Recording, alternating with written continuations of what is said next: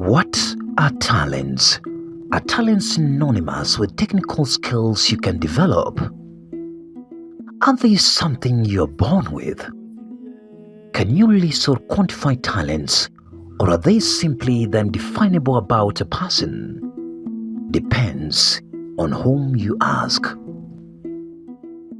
In Kenya, different institutions are known to nurture talents and are famous in the creative world.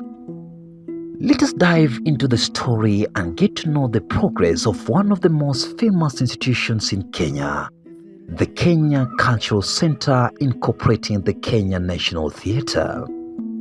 From 1952, the government then, the colonial government then, felt there was need for a place where these soldiers would go for entertainment, issues of mental health. KCC, its inception, is a place for relief. But apart from that, as we relieve Kenyans of their burdens by providing entertainment, it has evolved to be a place of nurturing, developing, and even upholding talent. Because again, a lot of productions have happened here. A lot of artists have found a life from this stage, from this institution, and so many of those artists have launched their career from this institution. When you talk about 1952, in terms of when you talk about the history, you're looking at 52 as the time when there was an emergency. This whole area was like white-only area. I mean, it's like you would have even white men taking pot shots at Africans and killing them on this road, Harikwiku Road. So this place basically was a white-only area. No blacks ever performed here. Since the beginning of the colony, this concerted effort to say that Africans have no civilization. Civilization is why the British came, the civilizing mission. We've come to make you civilized human beings. So even though we're going to, at some point, pull out, we must keep control and make you believe that civilization is what the British have brought. And so what they decided to do, and this is even before you have the state of emergency or, as they see things changing, is that they decide that they're going to put up a cultural center. Now you might ask, why a cultural center? Because if you believe, as our constitution says, that culture is the sum of your civilizations. It is the highest that you can aspire to. The idea was that the cultural center was going to remain and show Kenyans what British culture would be and what they should continue to aspire to. The Kenya Cultural Center was therefore established and was officially opened in 1952 by Governor Richard Frost.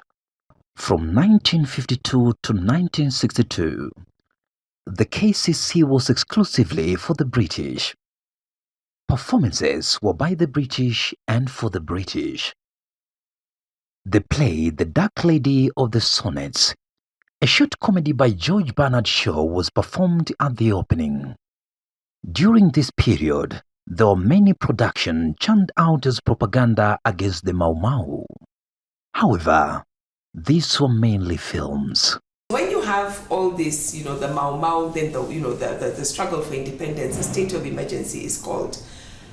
Important things that happened. Number one, as you know, next door to the Kenya Cultural Center is the Kenya Broadcasting Corporation. That was set up because you had British soldiers coming in to fight, and they needed to keep in touch with news from home.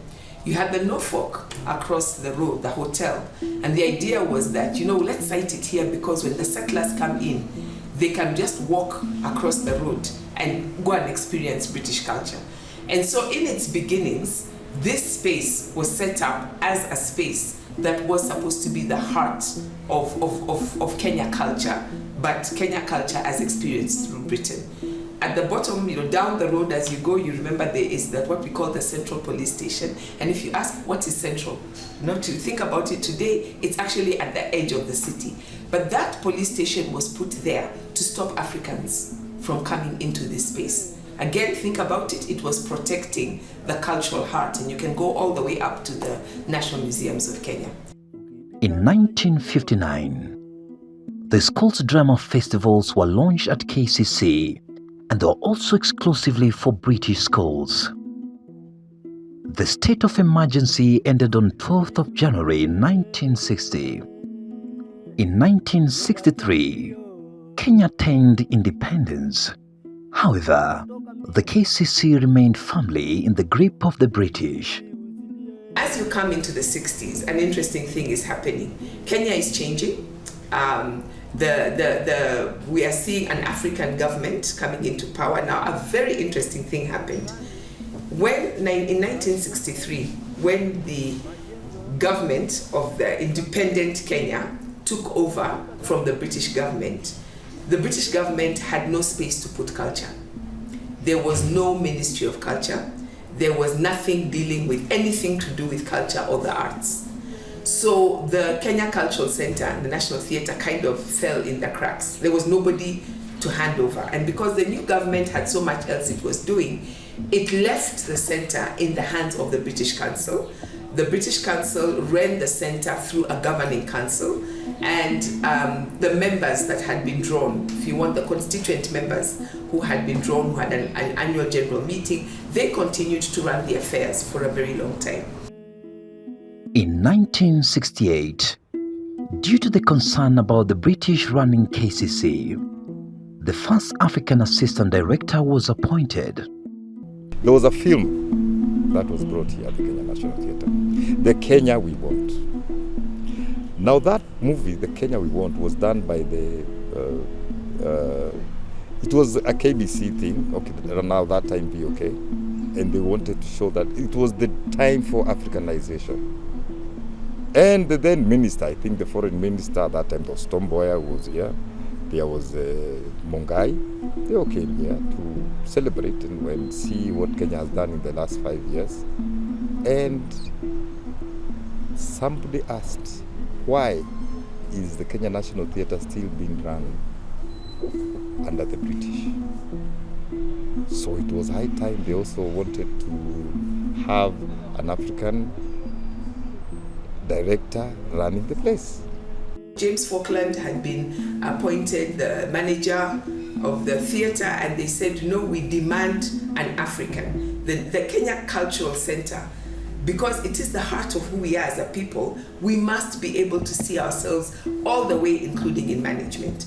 And so finally, later on in that year, 1968, the first director of the Kenya Cultural Center and the National Theatre, Seth Adagala, was appointed.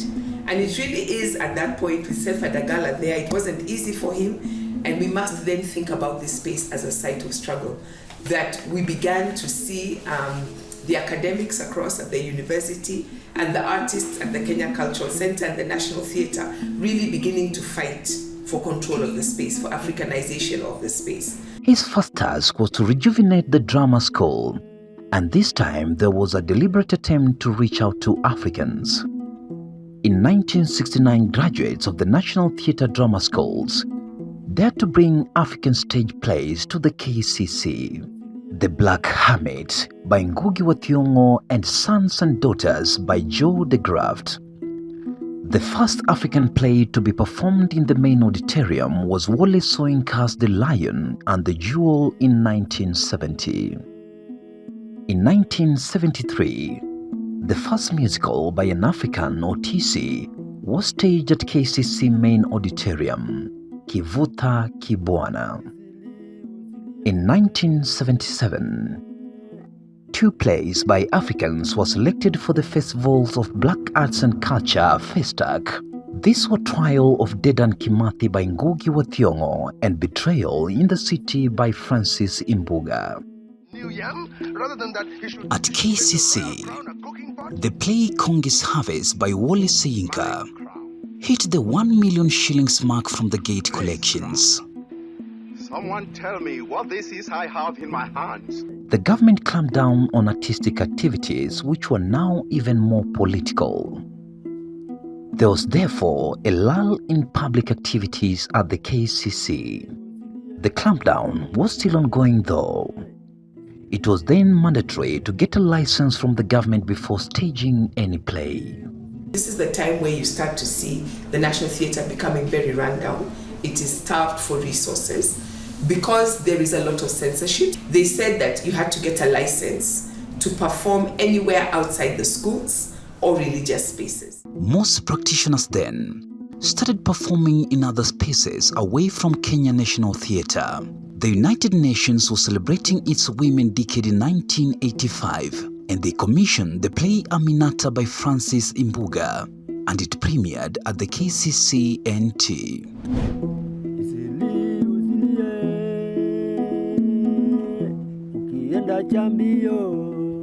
In 1992 to 2002, performances from examinable texts from schools, popularly known as set books, became main event at KCCNT.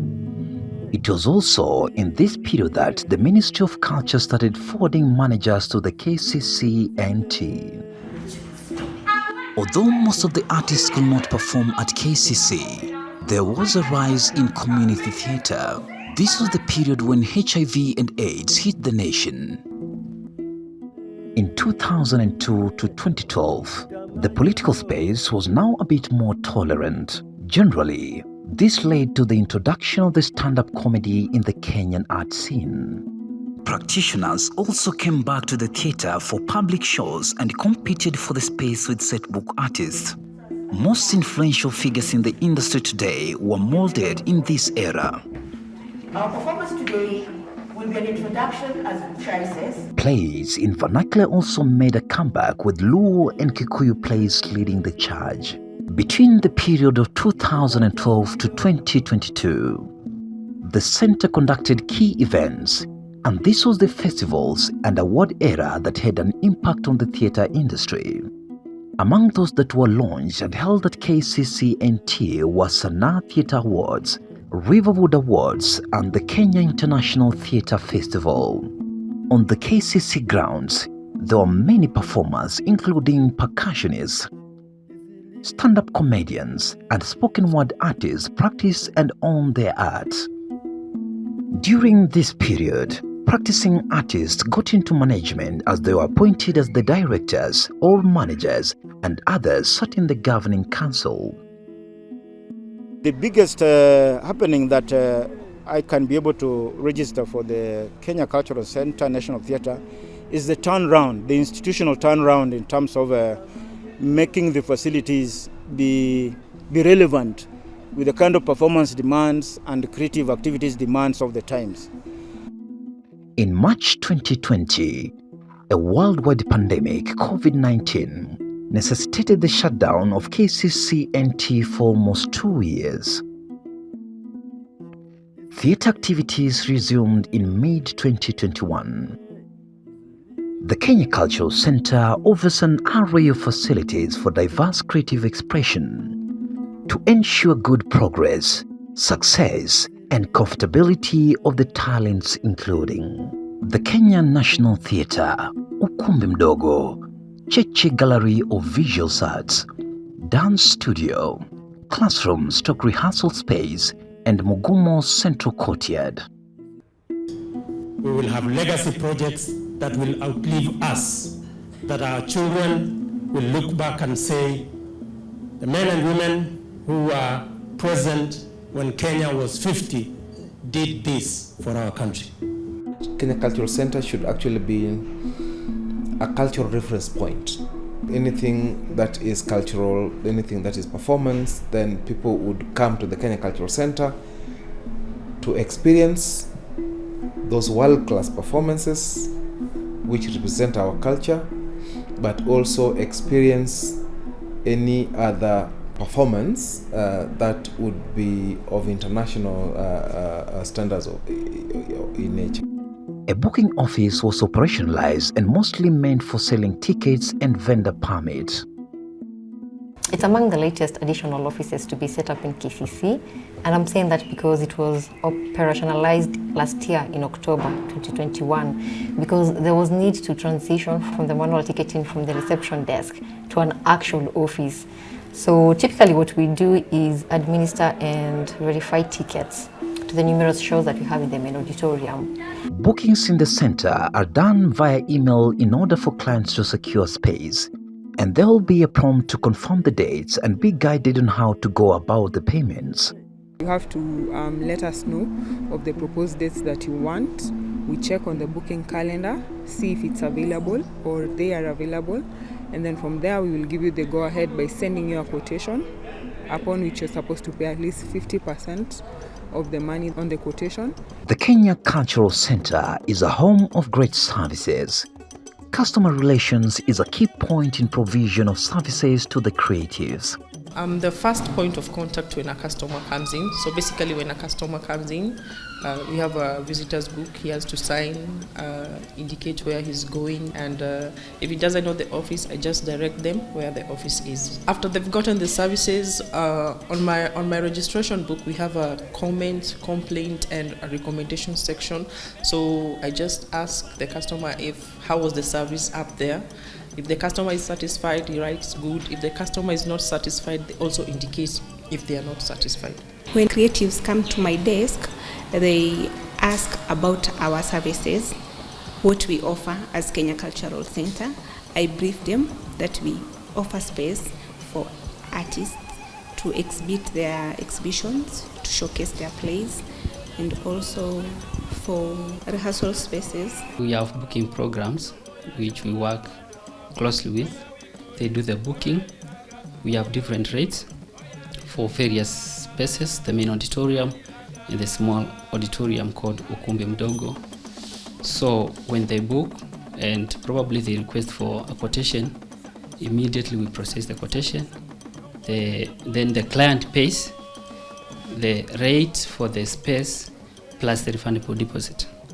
So once they are through with the event, then they can make a request for their refundable deposit, which we start processing immediately. And probably after 2 to 3 days, that will be done. They get their refundable deposit. The center offers opportunities to students and who the school requires them to be attached in organizations for 3 months. So we usually offer opportunities in different fields, but most of the times, theatre field, they tend to apply more. I delight in the artists' creativeness, the way they can come up with something which is very interesting, which you had not thought of. That one excites me so much. And also attending their shows, I really enjoy that. Normally, we ensure that we advertise tenders that are there. We advertise for pre-qualifications and also activities where we engage artists. We train them and we invite them to be pre-qualified, to bring their documents, to register, so that we have them in our portal, supplier portal, where we can always float for them and give them opportunity to be part of us in terms of procurement. In line with the new curriculum, we're supposed to nurture talent, and we realize that many of our learners are very good in arts, and for us is to explore and come into the National Theatre for them to see how a stage looks like, the lighting, the mics, and everything that a theatre has to offer. And at the Cultural Center, we've come and we've gotten all what we wanted under one roof. Through the mentorship and networking program, the Performance After Lunch PAL, different upcoming artists are glad to share the experiences. Between the year 2010 and 2016, I happened to be the executive director, that is the CEO of the Kenya Cultural Center, National Theatre. So I managed this institution during those years. And it is during that particular period of time that PAL came to be. PAL came to be as an independent initiative by one of the artists who frequented this particular space. He happened to have been one of the artists who stepped into my office and asked for space and quote-unquote support in terms of being given facilities to rehearse and also being given space to present what then they used to call a free mixed open mic performances. So out of that, having having listened to him and saw the sense of what he was doing, and there are several artists who are coming with those different requests, they started off. And this particular artist is Kennedy Odongo. We used to call it free lunchtime entertainment, because it ran from 1 to 3.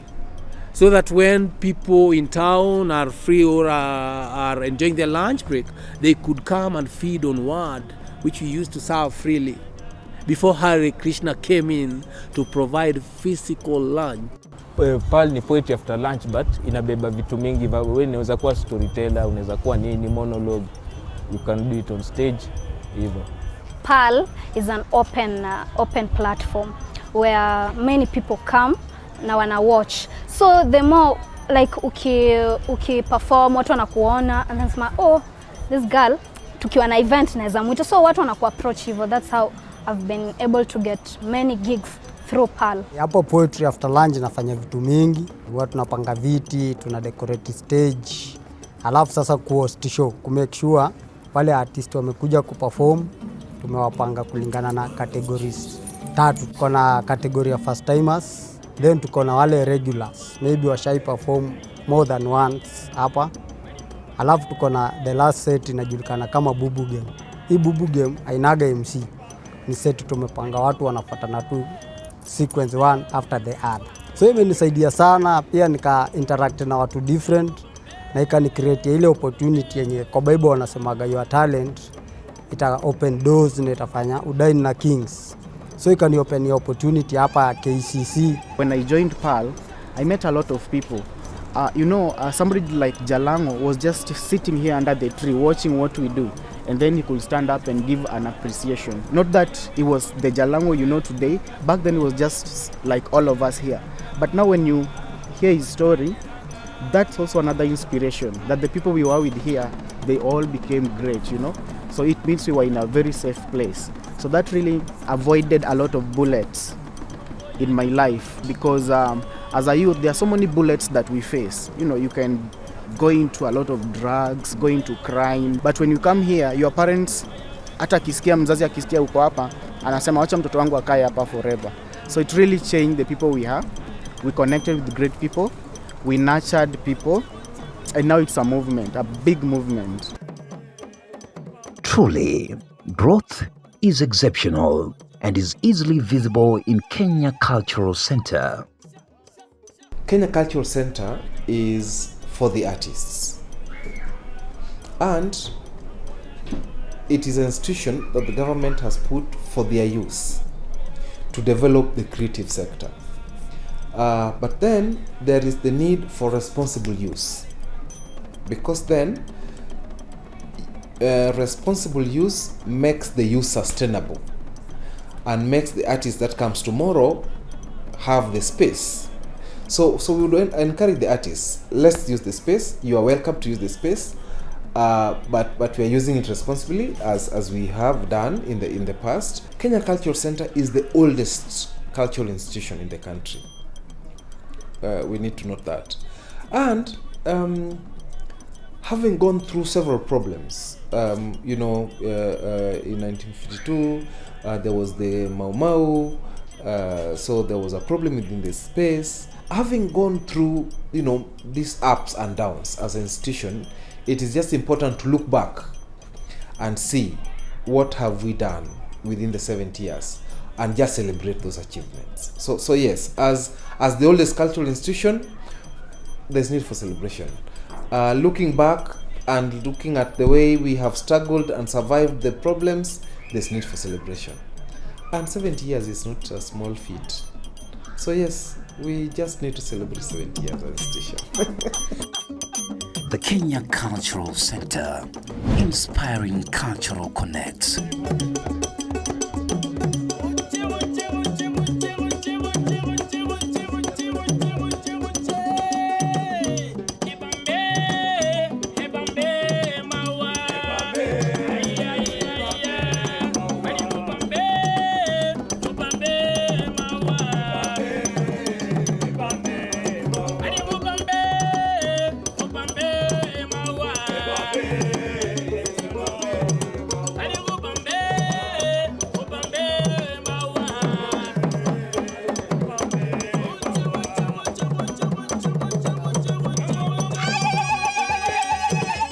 sha, sha, sha,